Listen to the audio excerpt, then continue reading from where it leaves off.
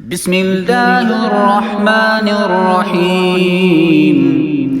ألم تر أن الفلك تجري في البحر بنعمة الله ليريكم من آياته إن في ذلك لآيات لكل صبار شكور.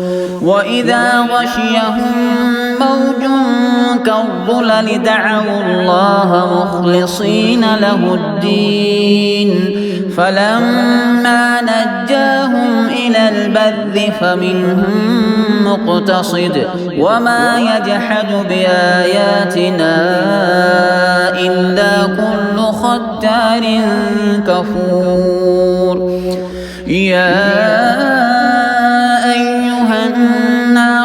اتقوا ربكم واخشوا يوما لا يجزي والد عن ولده ولا مولود هو جاز عن والده شيئا إن وعد الله حق فلا تغرنكم الحياة الدنيا ولا يغرنكم بالله الغرور.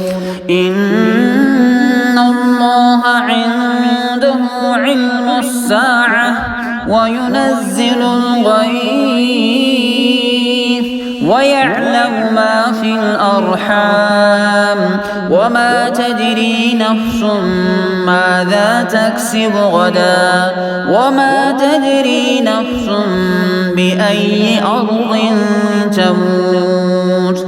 إن الله عليم خبير.